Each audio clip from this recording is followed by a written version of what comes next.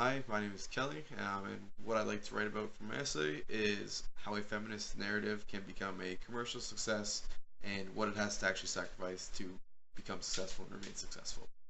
And how I plan on doing this is by examining Joss Whedon's Buffy the Vampire Slayer. So I plan on proving my point through so far three scholarly articles, possibly more, but at the moment I have three. Um, First is by Francis Early, and they talk about uh, Buffy as a transgressive woman warrior. The article is called "Staking Her Claim."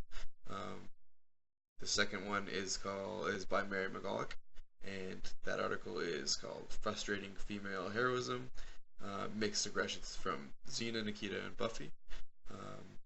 And the final one I have is by Charlotte Brunson called "Identity in Feminist TV." So the first article that I mentioned by Early is a very positive article. It speaks about very highly of Buffy, how strides ahead of everything else. Show came out in 1997, so they talk about how it's a very early feminist text in terms of modern society. The early article includes many quotes from the creator Joss Whedon, who is a self-proclaimed feminist. He talks about it all the time. What he said was, when he created the show, his goal was to introduce more women into television cinema. His television needed more notably strong women as they were absent from cinema. His goal was to actually sell feminism to young men and boys by making them more comfortable with the idea of woman in power by implementing a character who's attractive, strong, and independent. His way of selling feminism to them was just to make them more comfortable with it. He said it was much easier than explaining feminism to them and trying to actually sell them on it. The second article by McGulloch, Frustrating Female Heroism, includes three texts for Xena, Warrior Princess, Nikita, and Buffy. Found all three of these very commonly when I was looking for my texts. Although this article is actually very much more critical of the shows.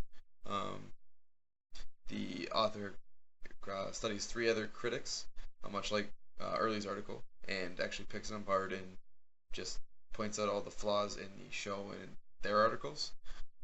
McGulloch has many critical things to say about Buffy herself, as opposed to her companions and supporting characters. She's kind of allowed free reign. She gets to express her anger, do whatever she wants. But she's also a middle-class white girl. The two other Slayers that are in the show, Kendra and Faith. Kendra's a African American, and Faith is a middle or lower class girl who's an orphan, coming up from the bottom. The author quotes, championing a female version of heroism can only be achieved by indirection and humor from the mouth of a nice middle-class white girl. While McGulloch makes it very clear that Buffy's a really strong female character and she doesn't need the men in her life, at the same time she's also making it very clear that she's not on her own free will. She's very much controlled. It's not very evident from the start of the series. Well, the only strong male influence in her life is her teacher, her watcher, which is essentially her vampire slayer boss.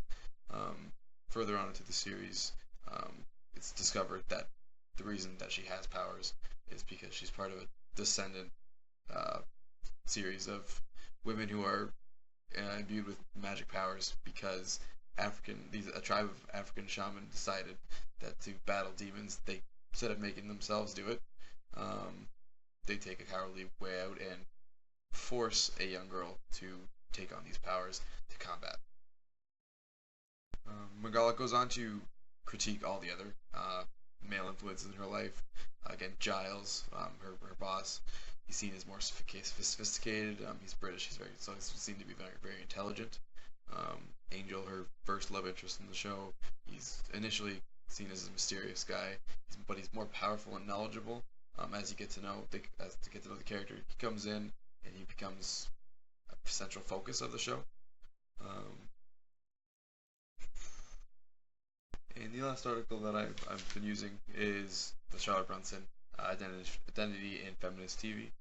It most takes on her account of using or experiencing feminist narratives through television, pop culture, movies, etc.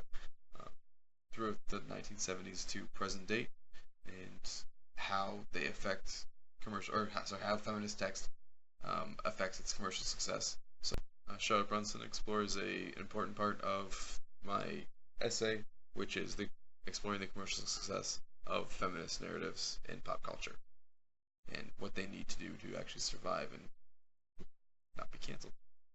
I'm not entirely sure to include my picture or my articles in this video, so what I'm going to do is I'm just going to add them either to the description or into the email that I send you for the submission.